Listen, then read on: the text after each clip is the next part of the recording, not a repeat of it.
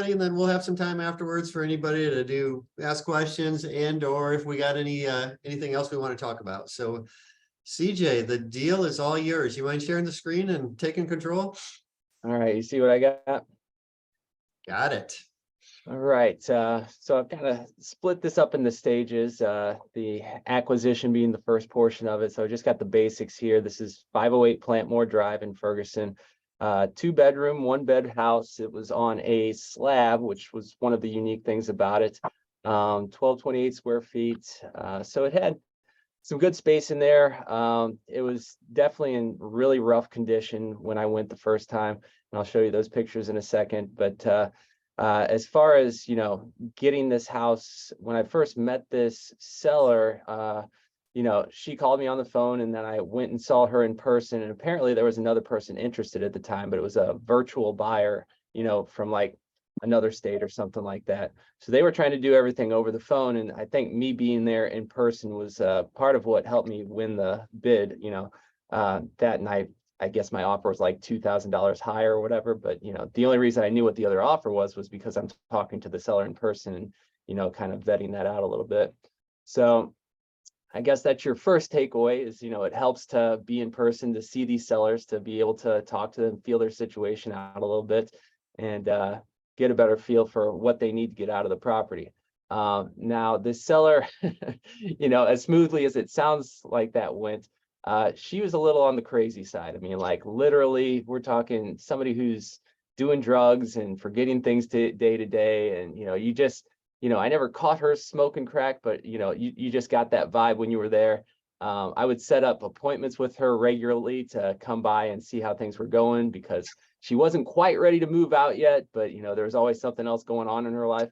So I lost contact with her several times during the process. Like a month would go by and I couldn't get a hold of her anymore. And I thought maybe she's moved on, but I would just kind of stop by and be in the neighborhood, you know, once in a while and knock on the door. Or, you know, even when we had an appointment, sometimes I would go by and knock on the door and she's like, oh, I didn't know it was today, or, you know, I forgot about it and this kind of thing. And she's hungover or whatever from the day before. And it's like, you know, she's not awake yet. And I'm there at like 1 or 2 in the afternoon. It's not like I'm there early in the morning or anything.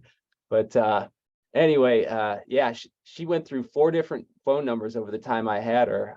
So it was just one of those things where, you know, she's not paying bills. She's letting the house go. She's letting everything kind of go to the wayside. She's got maybe some other people living in there from time to time. It's a big package. What's that? Oh, I think those are your mirrors. Say again. Rachel muted him. So anyway, yeah, it was just one of those things that took a little persistence, you know, getting back in contact with her. You know, I had to get her mom's phone number at one point to kind of get to her through another angle. She was very bad with email or anything else. So it was tricky, but it eventually paid off. I was able to get it under contract, but even the contract itself was tricky. So I call this the Kool-Aid contract story. I had to go through True Title to figure out what was going on with this because I'd been talking to this one woman the whole time, and instead we pull title and we find out it's a guy who owns it. And I had never heard of this guy before. I'm like, who's Robert Carvey? And she's like, oh, he's the actual owner, but he's deeded it to me or whatever. It's like he quit claimed it to me at some point or something like that. There's no record of anything on title, so I have to continue to go through her. And I was like, I think I need to meet with Robert Carvey. And she's like, oh, he's in the hospital. I make all his decisions for him. So it sounds very shady all the way through. So I was very grateful to the people over at True Title for bearing with me and like explaining what I needed to do. They said, if you want to do this deal, you got to get a warranty deed, you know, signed over from Robert Carvey to her. So I brought that contract to her, not once, but at least 2 times, I think. And the second time I brought it to her, she actually went and got it notarized like she was supposed to. I even had the notary set up for her, and she like told me, get rid of that notary. I'm going to use my own notary. So I don't know what was going on behind the scenes. All I know is she called me one day. She had the contract signed. I come and pick it up, and it's got Kool-Aid stains all over it. It's got red Kool-Aid stains all over the contract. I am embarrassed to bring this over to True Title and be like, is this a legal document anymore? I don't know what's going on. So they took it, it's like, yeah, this works, signature, notary, it's all there. I was like, okay, we'll go ahead and move through. So you can see too, as I took ownership of the property, there's porn magazines all over the place. There's needles on the floor all over the place. I mean, this place was totally wrecked. And some of the stuff I knew about rehab wise, some of the stuff I didn't. Like you see a kitchen with a counter and a sink and you think, okay, it's just that. But you get underneath the sink and all the piping's been taken out and they're just got trash cans under there that are overflowing with water and, starting to mold and decay, and it's rotted through the wood underneath and everything like that. So I had initially thought, maybe I'll just paint these cabinets and keep them, but everything was rotted underneath. So it's like, that was not an option. Not only that, but it's like, the plumbing needs all redone under there and everything else. So there was a few surprises in here, but bottom line, long story short, it's purchase price of $43,000 is what I got this for. At the time, I estimated this would be worth about 120 after repair, conservatively. So we had, I was going off of other two bedroom properties in the area. Mine had a little bit more square footage than most 2-bedroom properties. It was also on a slab though, so I figured that probably canceled out. And then the other comps in the neighborhood were not impressive was the other thing I noticed. There wasn't like any like brand new rehabs in the area. So I'm thinking I can probably do better than 120. I didn't want to bank on that necessarily, but I felt like 120 was very, very safe. And I was going to be shooting for at least 130, maybe 140 in the end of it. So that was kind of what I was expecting. So I'll show some of the before photos here in a second, but I knew it needed a new garage, which you'll see. I knew it needed brick wall rebuild. I knew this was going to be a full cosmetic rehab. I knew it was going to need new HVAC and a new roof. So there was some definite costs, but I figured there was plenty of room still to make a profit. So let's see if I can pull up my pictures here. So this was the house before, and you can kind of see this garage door there is falling apart. And I can see Brian looks confused by that. But I mentioned what kind of seller I was dealing with, right? And she told me the story on that was that she backed her car into it when she, just wasn't paying attention or something like that. Now that's not a bump. That's not a bump into the car. That is like you throttled it and kept going and really tried to force your way into the garage or something like that. Oh, So, shit. yeah, I mean, it was a little structural damage there to the brick wall. So it wasn't just replacing the garage door, but it was the brick wall as well. So that was my main concern going into it. I didn't know what that was going to cost me, but I had somebody come out and told me it's going to be about $5,000 or $6,000 to replace that brick wall. And the garage door was, $1,500 or $2,000, something in that area. So this is actually nicer than what it was. This is after I took some of the trash and piled it up already. But you can kind of see in here, I mean, it's dirty, it's dingy. It's got kind of some of these old piney walls in the den right here. As you go through, there's the other side of that garage, very inviting. And the driveway also, I don't know if you saw that at the beginning. The driveway, so right here, you can kind of see there's just strip missing in the middle of that driveway. So that was another thing that I had to go through that I'll talk about as well. But anyway, kitchen, like I said, it didn't look like it was terrible at first, right here under the counters though. I mean, it's just, there's literally trash cans full of water and overflowing and, rot underneath there, and it stinks to high hell, and there's flies and everything else. So it's pretty grody once you start digging into this place. It had wrapped with these white and black tiles around the sides here. I thought about keeping that, but I eventually decided to rip it out, and I just wanted to kind of have a nice new look in there. I wound up keeping the tile floors that were in here, but pretty much everything else got replaced. So the systems, I knew it would need a new furnace, new AC. That bathroom's got some of that nice old pink tile in there. Was that a sump pump sitting next to your washing machine? Yeah. Well, no, not a sump pump. It's just the way they just had a that drain set up, which I found out that's not a legal way to, have that pipe going into that drain there. So you just figure out these things one at a time, really. But yeah, just kind of super dated in here. So we wound up taking out all that tile, took out the vanity, replaced the toilet. We replaced pretty much everything. I mean, this house got torn down almost to the studs. But yeah, I mean, just broken doors like this, it's like somebody was practicing their karate on the door or something there. I don't know what was going on. And the backyard, like, it doesn't look so bad right now.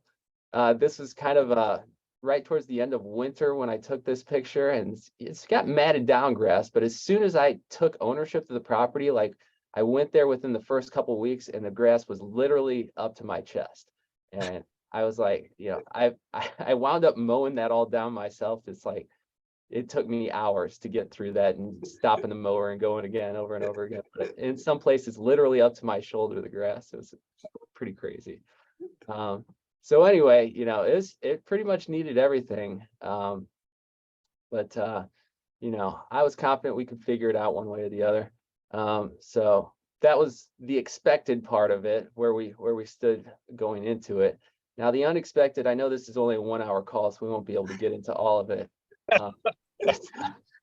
This was like just one thing after another. So that you saw the glass block wall in the bathroom. As I was hammering out that pink tile that was in there, I got a little unwieldy with my sledgehammer and hit some of that glass block as well.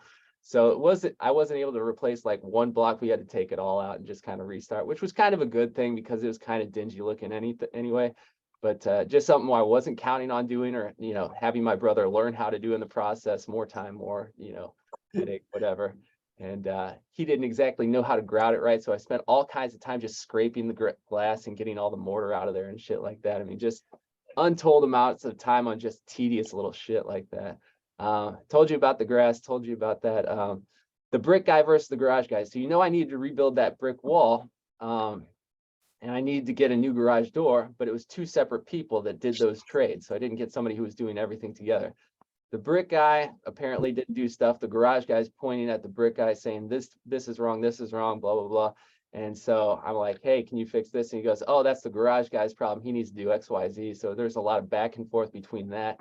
It's kind of a pain in the butt, but I eventually got that all cinched up over there. We went through 4 plumbers on this. That was certainly unexpected. I had my one go-to plumber who I was using, who, I was just starting to find out as we got into this deal. He's not able to pull permits, and that's not a good thing when you're doing rehabs. So you find that out later, and then you have to have somebody else come back and undo what was done and redo it. And so, yeah, I went through 4 different plumbers, 5 if you count, the sewer and drain guys that came by and did the scope and the camera of the sewer line. So it's just like, this is one of the things you can learn the hard way, or hopefully figure out in advance if you can find some reliable contractors to go to, rather than trying to find somebody to do something cheap and then redo it 5 times and it becomes more expensive over time. That would probably be my highest recommendation. It's something I'm still working on, is dialing in my rehab team and go-to people. I think I've finally got some reliable people, but it's taken several deals for me to get to that point. Because I don't know, maybe Brian, you've got different experience, but you kind of at some point just have to pull the trigger and trust somebody to do something. And sometimes it works out, sometimes it doesn't.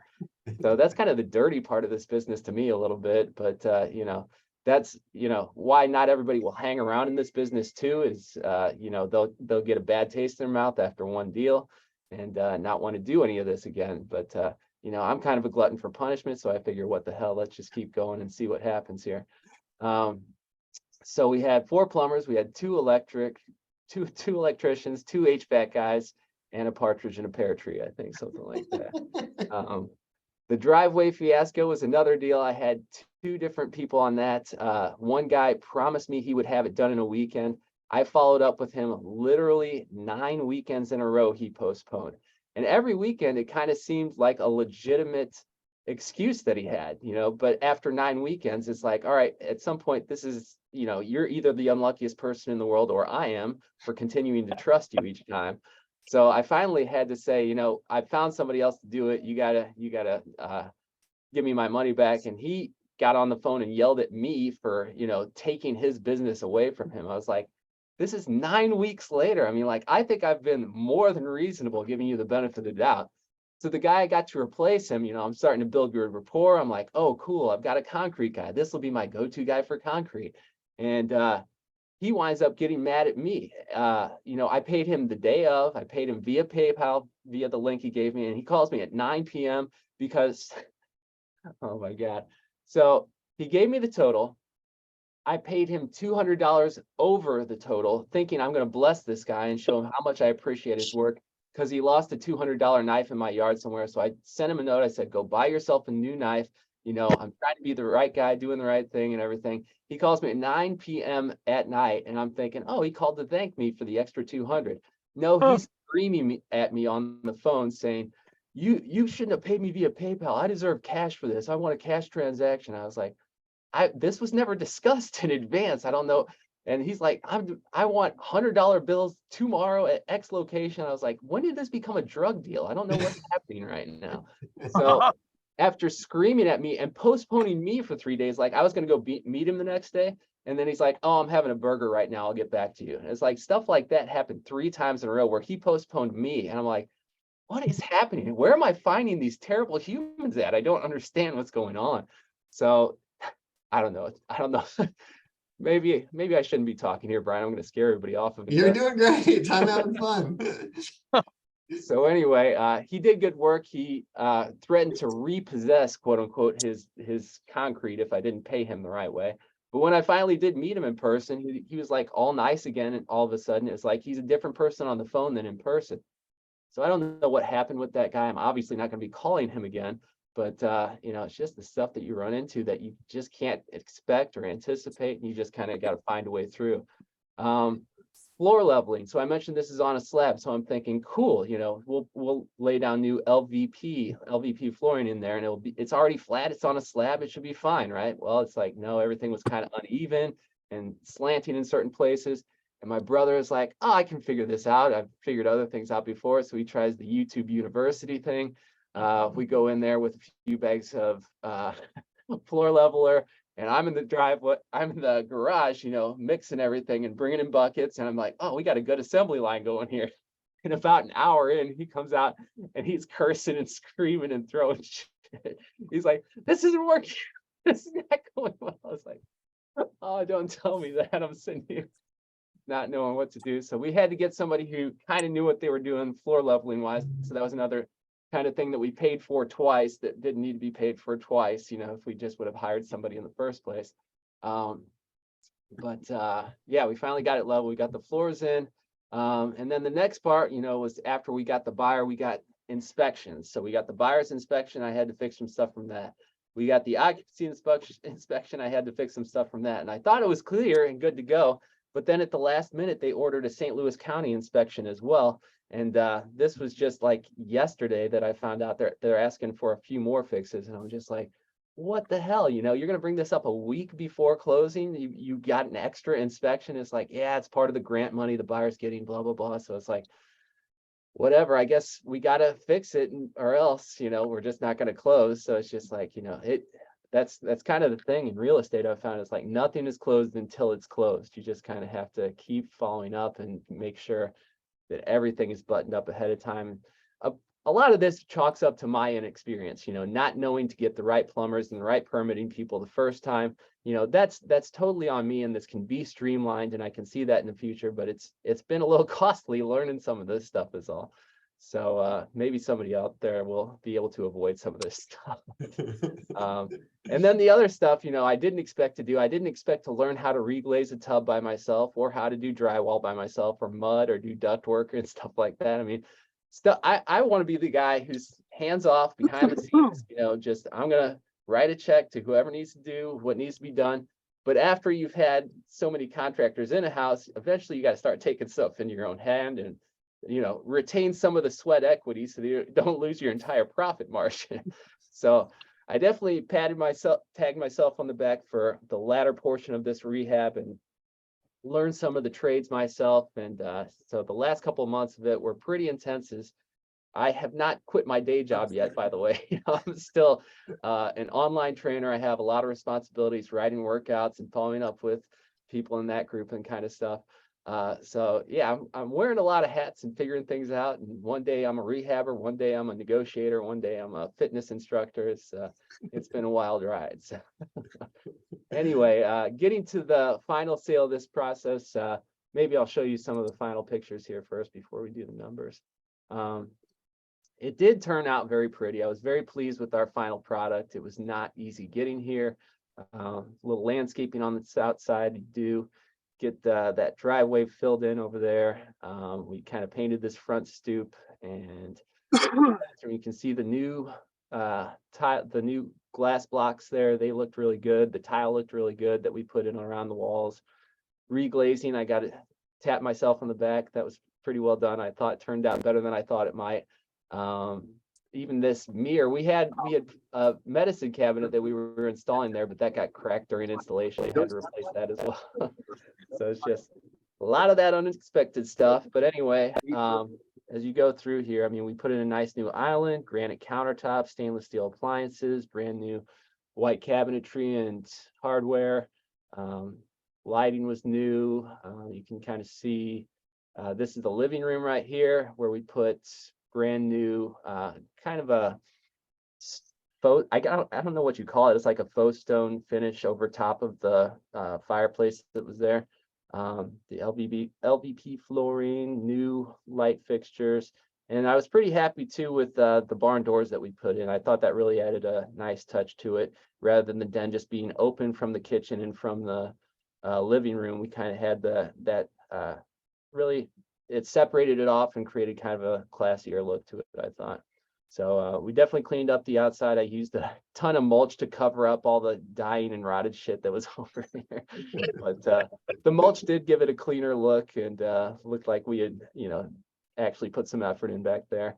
But yeah, we got it staged and everything turned out pretty well. So that's kind of my favorite view right there, is you got the fireplace, and you can see the barn door to the kitchen, the barn door's over here.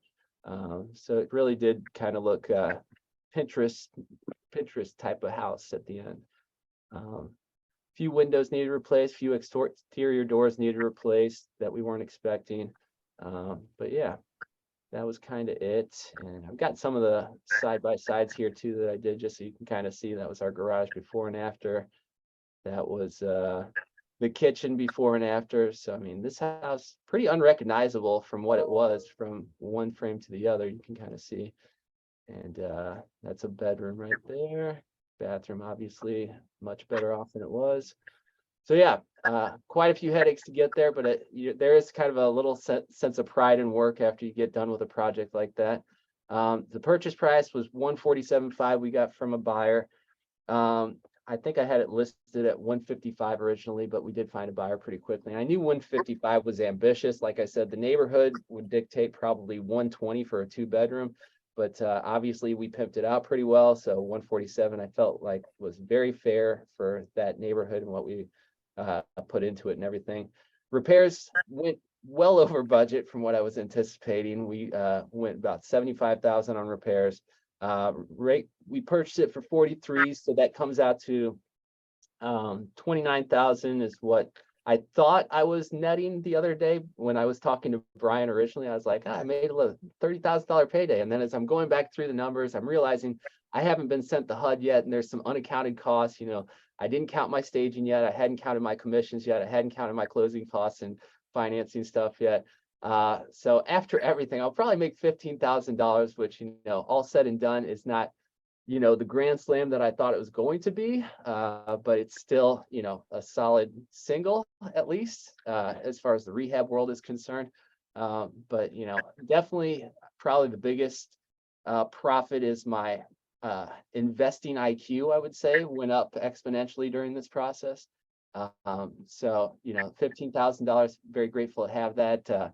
And it's deceptive too on some of these deals. Like, I'm going to go to closing, I'm going to get like probably, $75,000 deposit in my bank account or something like that. It's like, oh, I'm rich. It's like, no, you're just getting back a lot of the money that you spent over the past few months. So it really does help, and I'm grateful that Brian had me do this, because it really put in perspective, that I'm not lying to myself about how I did on this deal. I'm really being objective about it. And, I can be a lot more understanding of what needs to be done in the future next time, and kind of have a better game plan going in. And, order of operations on stuff matters. We figured that out the hard way. One of the first houses I did, we did flooring first, and it's like, why would you ever do flooring first? Everybody's going to traffic through there and stomp on it and make it terrible. It's like, that was one of the dumbest mistakes. But yeah, so I mean, it's just like little things that you just figure out and you don't even think it's going to be a problem. It's like, I've got a big checklist. If I can just check off things as quickly as possible, that's what I'm going to do. But it's like, it matters. You don't want to close up a wall before the plumbing gets done. That doesn't make any sense. It's like, so I don't know. Probably most people figure this out intuitively. I'm a little bit slower learner sometimes. And but yeah, I'm still kind of proud of myself for what we turned out as far as the finished product that I know the buyer is going to be really thrilled with, be proud of, have pride in ownership. It brings the property value up in the neighborhood, which I think is one of the things that doesn't get talked about a lot as far as, the win-win-win-win of the whole situation. It's like, we can actually help boost the value of a neighborhood by doing this kind of work and putting that kind of stuff out there.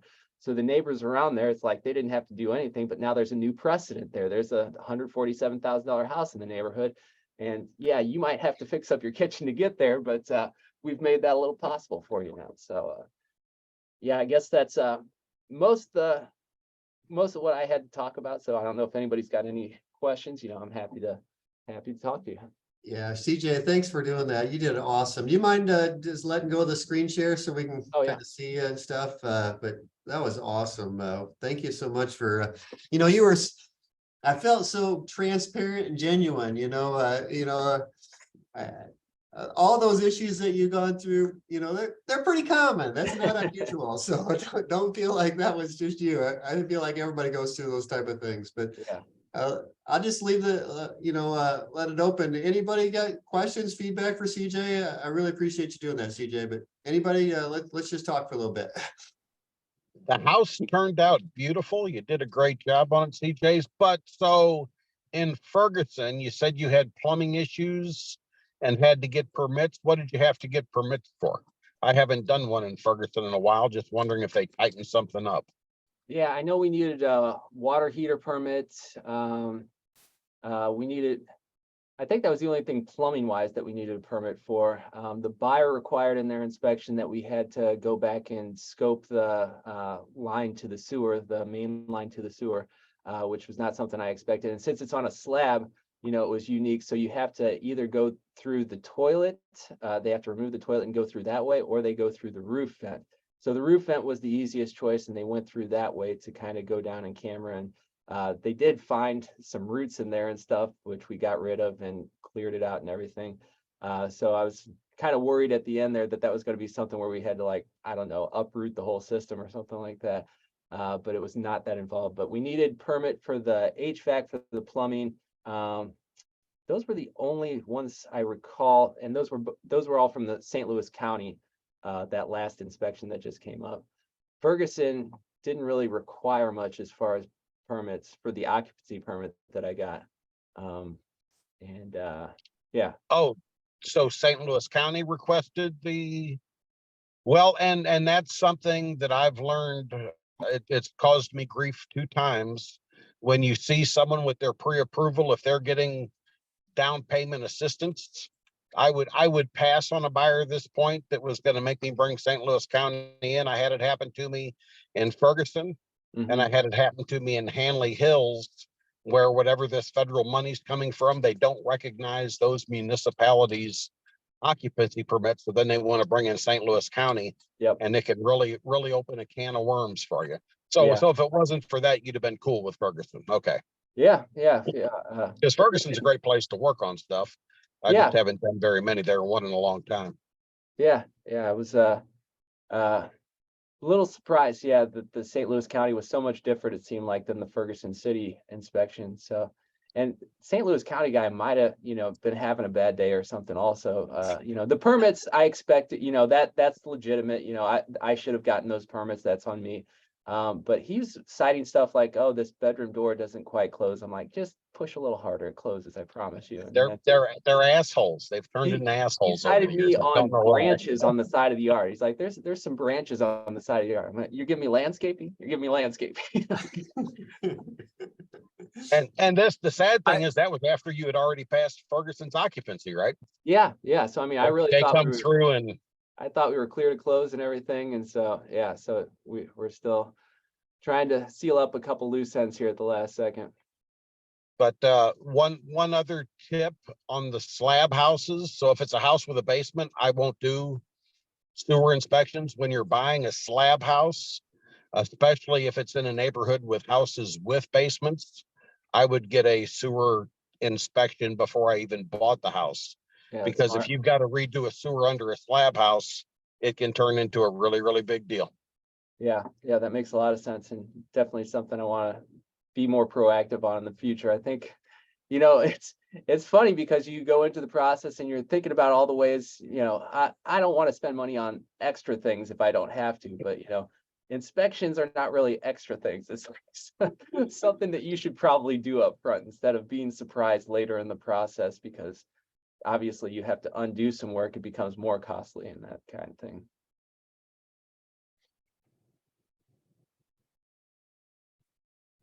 Good stuff. Anybody else, questions for CJ? No questions. I will.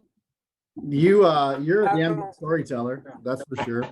I enjoyed your presentation. I love the transparency.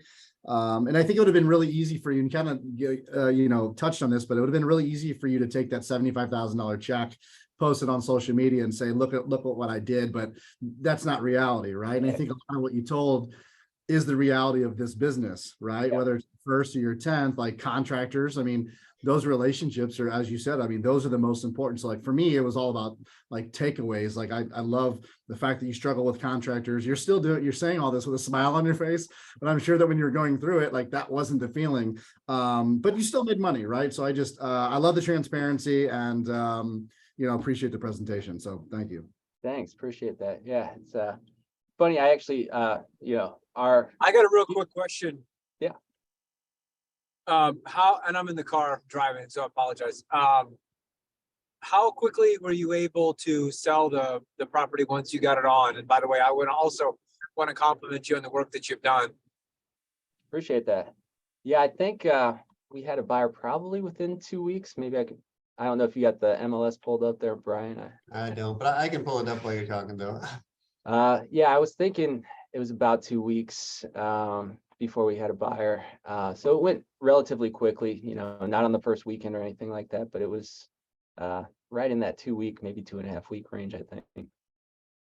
Were your showings high, or did just that one person come along and snag it in that timeline? Yeah, we were getting quite a few showings, which at first kind of worried me. It's like, how are people going through my nicely rehabbed house and not sending me a contract immediately? But a lot of people just have like specific things. Like one person's like, I can't do it unless there's a third bedroom or unless there's a second bathroom or something like that.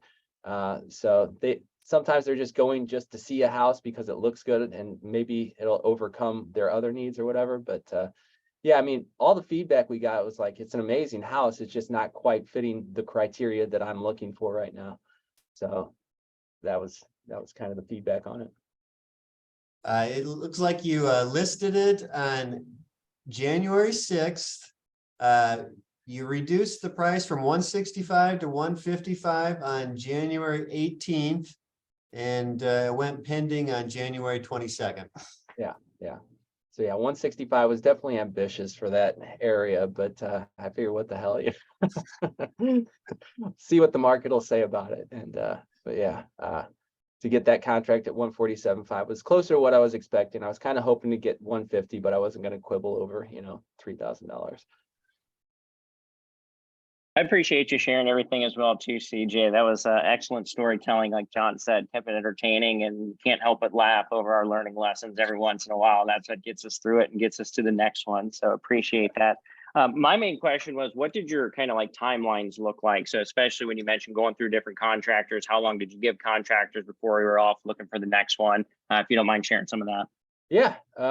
So I think we took ownership of this actually last April. It's hard to believe at this point, but and kudos to Brian and the FasterFunds team for allowing me a couple extra months to figure things out here. my timeline, I definitely thought I'd have it done easily within 6 months, but the other thing, behind the scenes is I've kind of, pushed the limits of what I'm capable of in this realm. I kind of took on 4 investment projects at a time when I had only done 0 before. So I did 4 and I kind of sold a couple, and then I, had new leads come in. I was like, oh, I got to wrap this up under contract. It's like, well, maybe I should finish these others first. I'm like, no, just figure it out as you go, type of thing. So, I haven't missed any payments or anything, and I've had to ask for some extensions. But yeah, just very grateful that FasterFunds has been willing to work with me. But as far as the timelines and stuff, I got going pretty quickly off the bat. I think I waited actually 2 or 3 months to get started on any of the repairs here, simply because I didn't have any rehab funds. They were on other properties at the time. So I was kind of just a little over leveraged, and that's why it kind of got behind the 8 ball on this one, I think. But 3 months in, I quickly started lining things up. I got my roof thrown on there. I was demoing the property myself and bringing the dumpsters over and everything like that. I must have filled like 3 full 20-yard dumpsters on this house, over the course of it. The plumber that I had was just kind of, he's kind of a hobbyist plumber or something like that. He was introduced to me at the Faster House meeting, so I was like, somebody's used him. He's doing a good job or something like that. He got a few like micro jobs done for me before, but time after time we kept finding out that he was doing things incorrectly and having to redo some of the work and stuff. So I liked him because he was available quickly, which is hard to find as well, a plumber who can get there when you want him to get there. But you also need the job done right, so you kind of need both. So yeah, we went through him. We went through Academy Air. We went through, I think, one other in between. I can't remember what it was. And then I finally ran into 2 Vets Plumbing. Patrick Edwards, I believe is his name. If anybody needs a good plumber, I think he's doing great work.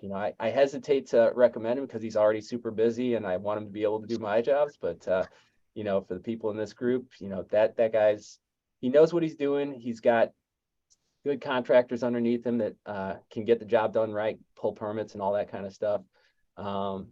What else? Oh, my HVAC guy. So I had a Illy HVAC, and I don't know if I should be naming names, but I'm going to anyway.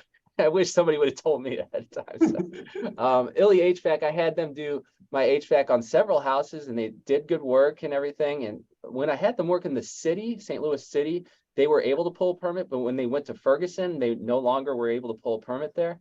And so I have a house in in Ferguson, and I had one in North County, and they weren't able to pull permits on either of them. So that wound up being extra cost for me.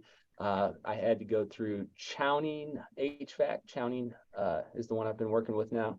And they've been very responsive, very timely, and can pull permits and work quickly. So that's another, if somebody's looking for HVAC, I've had really good success recently with Chowning. And who else? Warrior Sewer and Drain was the other one that came out and did the scope and everything. So I know they're a Faster House sponsor also, and they did what they said they were going to do.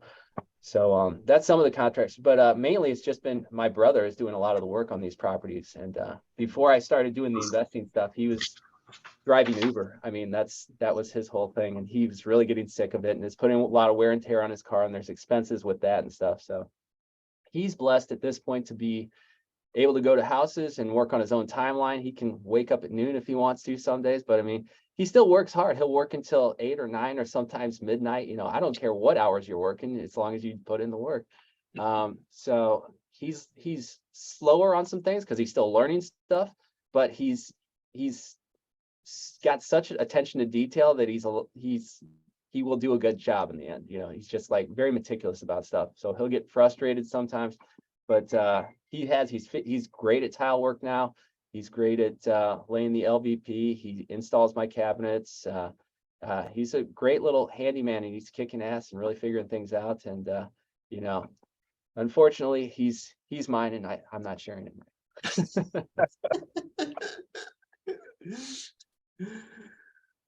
Well, it's almost 1 o'clock, so we should probably start wrapping up here. But CJ, awesome presentation. I think everybody was entertained, and I mean, we talked a lot about the rehab here in the Q&A, but man, even the acquisition, awesome story. And you know, it's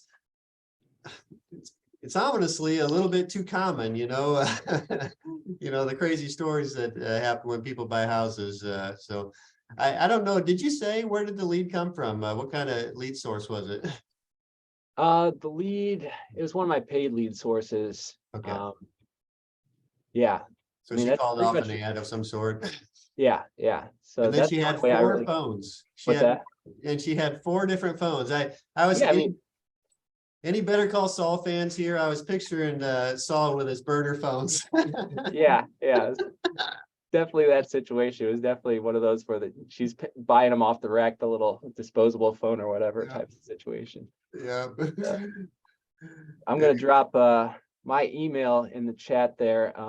Since people are complimenting me on my stories, I share stories every day via email, kind of on my journey and on my process. It's not always you know, totally real estate stuff. Sometimes it's just whatever's on my mind or inspiration based or whatever.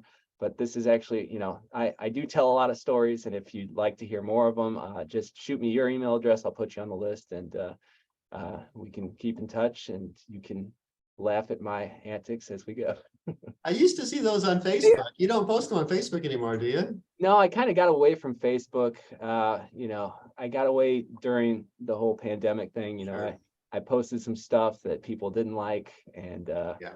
so I kind of got fed up with the platform. And so now, if somebody subscribes to my email at this point, you know, they can unsubscribe, and I'm okay with it, and I don't have to deal with the angry commenters and that kind of stuff. So I guess that's me kind of protecting myself, but at the same time, I may start posting on Facebook again sometime in the future. No worries.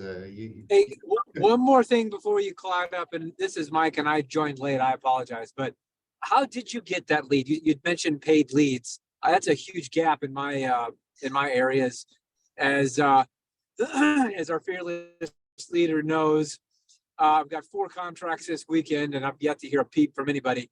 But how are you getting your leads? You said, do you buy lists and all that? And Yeah, so there's some online sources. I think one of mine has been Compass Leads, and you know, I started getting some good leads from them at first. I feel like there's several people buying them at this point, so I feel like there's more competition for those leads. So every time I call a seller, you know, a lot of times they are a motivated seller, but a lot of times I'm like the 3rd caller or something for some reason. They're like, "Didn't I just talk to you?" I'm like, "No, this is CJ Thomas. I'm with St. Louis House Partners." yeah, that was my next question. Yeah, so it's I don't really have exclusive lead sources, but yeah, that's one of them. Is the only way I've really been getting leads consistently and getting, you know, just enough at bats to where I can kind of follow up with people. And that's how I usually get the lead. It's not by being the first person there, but just by being the person who follows up the most. And you know, if you give me one appointment, I'm probably gonna force my way over there for a second at some point.